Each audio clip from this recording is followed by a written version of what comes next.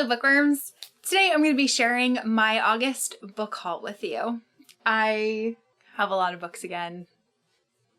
I've just accepted it at this point. I have some exciting new releases, so I will talk about those ones first, but I do have quite a bit to show you, so here we go.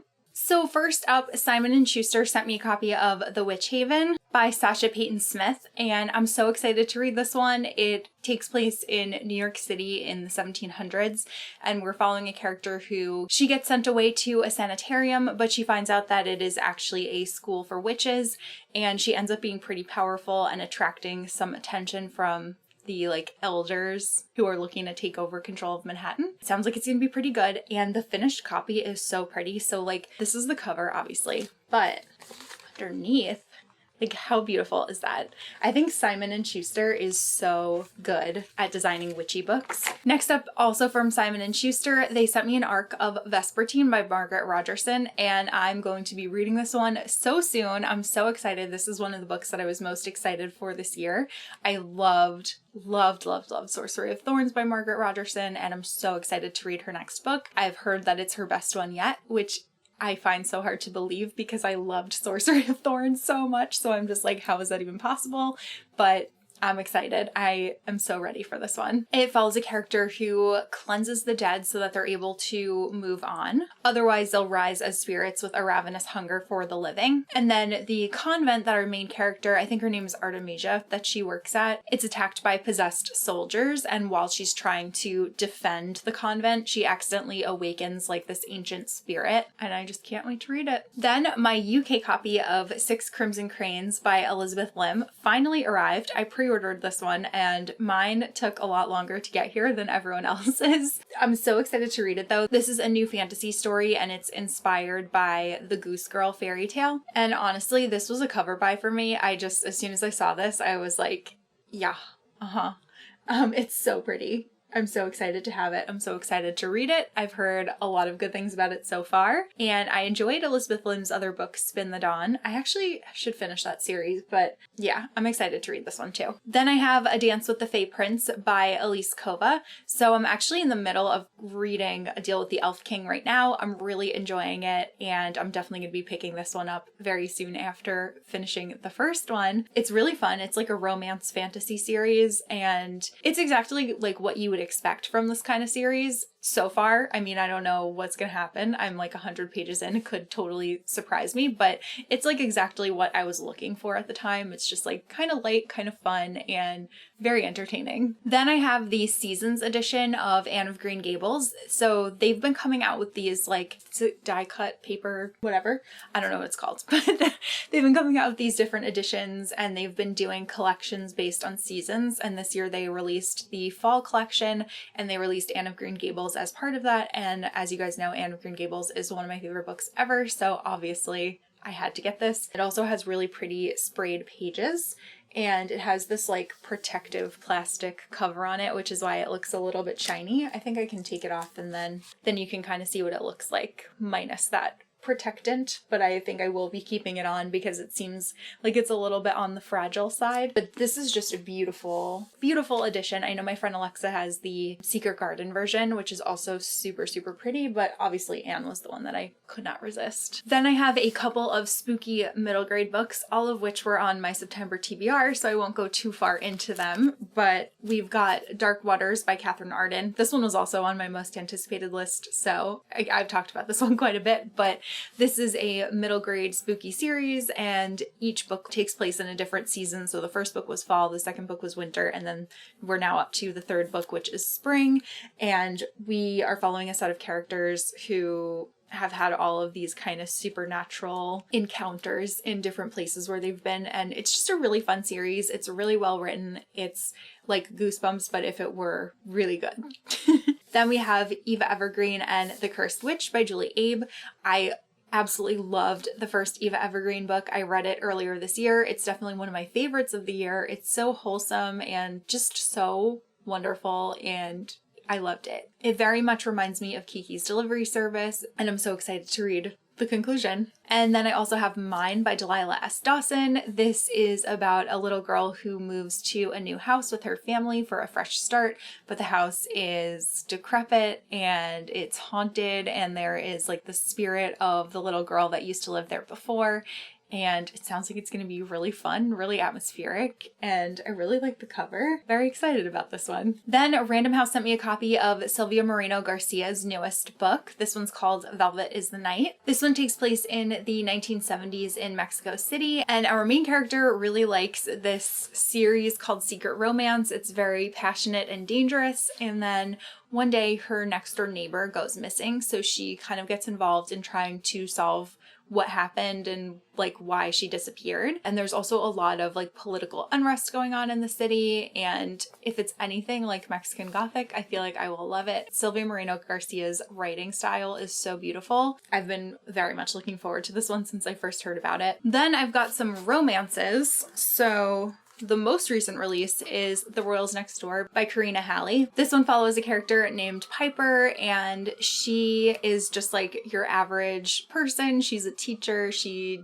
runs a podcast, and then some British royals decide to rent the property next door to hers, and her entire life changes. There's like, she realizes that it's like her own personal hell because there's all of this attention drawn to her hometown, and the security guard for the royals decides that she is like a threat. But I think that the romance forms between the two of them. I really like anything with royals. I think it's always really fun, so I'm pre-ordered this one as soon as I heard about it. I also really like the cover. Then I've got Battle Royal by Lucy Parker. This one follows two characters who are competing for the opportunity to bake a cake for Princess Rose's upcoming wedding, and obviously they're gonna fall in love. Then I have How Sweet It Is by Dylan Newton, and this one I'm so excited about. It sounds really fun. It follows a girl who is an event planner and a guy who is a horror writer, and the event planner kind of gets roped into planning the launch of this horror writer's newest release, and she is used to doing like events that are more like romantic, like weddings and all that kind of stuff, but she gets roped into this, and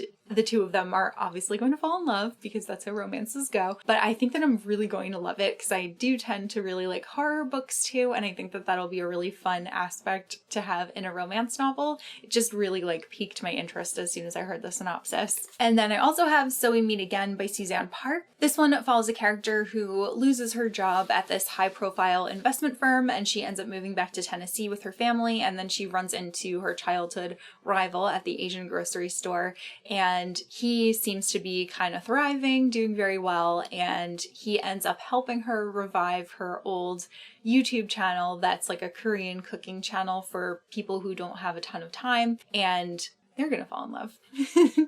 Romance books. Next, I'm going to talk about a couple of fantasy books that I picked up. The first one being Arm of the Sphinx by Josiah Bancroft. This is the second book in the Books of Babel series. I am so excited to read this one. I read the first one last month and I really loved it, and I'm going to be reading one a month along with Holly from Holly Hearts Books' Books of Babel read along, and I'm so glad that I finally like dived into it because I've been so curious about the series for so long, and just took me forever, but I love it. Then I also picked up For the Wolf by Hannah Witten. This is a newer fantasy book from Orbit, and I've been really curious about it. I really like the cover. I think it's really striking, but I think I'm probably going to end up reading this one in like November. That's my tentative TBR plan for it. It follows a girl who has magic, and she's supposed to be sacrificed to the wolf in the woods, but the wolf is actually a man, and she finds out that her magic is actually really important and it's not a curse. It sounds like it could be a really nice fantasy, like a really cozy kind of fantasy. Then I finally picked up The Ninth Reign by Jen Williams. I've been hearing Elliot from Elliot Brooks talk about the series for so long now, and I finally decided to order my own copy. I'm excited to read it. I actually don't know too much about it, just that it's like one of her favorite series, and that was enough for me. Then I also picked up Send Me Their Souls. This was also on my September TBR. It's the third and final book in the Bring Me Their Hearts series by Sarah Wolf.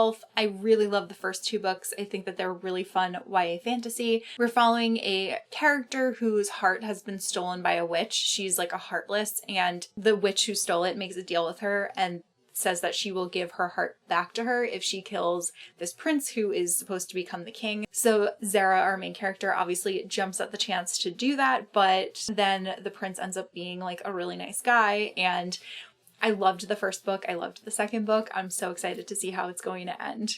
Hate the cover though. The first two covers were so good. This third cover, they changed it.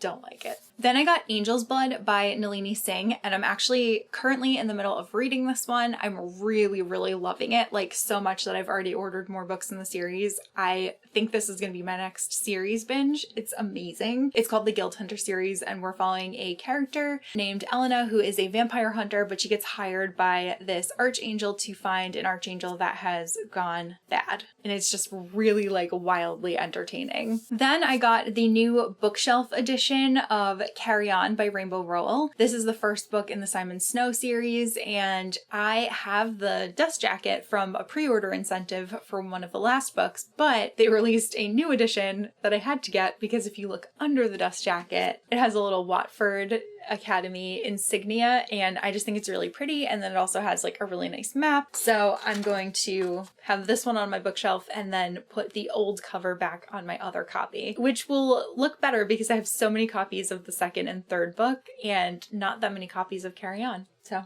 excited about that. And speaking of, I got the regular edition of Any Way the Wind Blows. This is just your basic one that you can find in any bookstore. I have some of these special editions that I've showed in previous book hauls, but I hadn't gotten the regular edition, so now I have it. I ordered the hardcover Beautiful Creatures box set from eBay.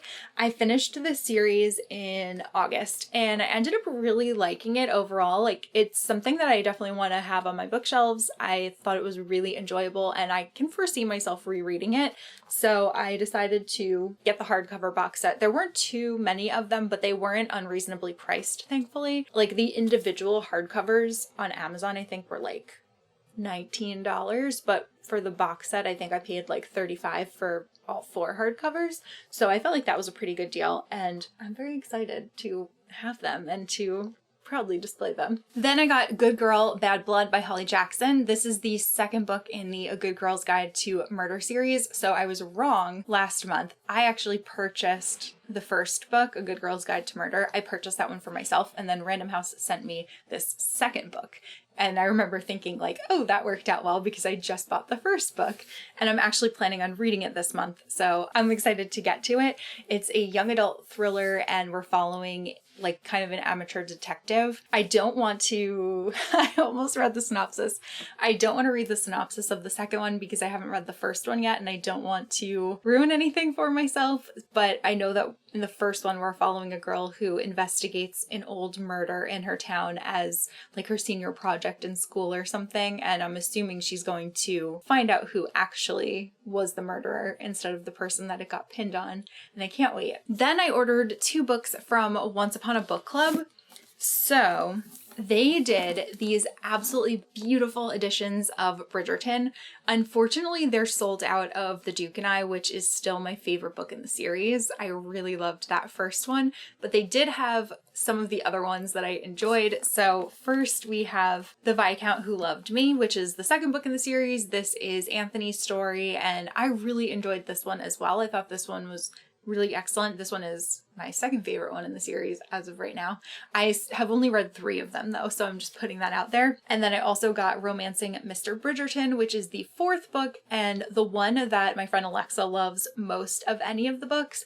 And I feel like there's a good chance it could end up being my favorite as well, just based on the TV show and how much I liked the characters in that first season. So yeah, I decided to get these 2. I didn't get the 3rd book, which is my least favorite. I don't really feel very strongly about that one, but I do very much hope that they will release some more copies of The Duke and I at some point because I really want that one. Then I got the Penguin cloth-bound edition of Grimm's Fairy Tales. I just thought this was such a striking edition of it. It's so pretty, and I have a bunch of the other Penguin cloth-bound classics, so I thought that this was a nice addition to my collection.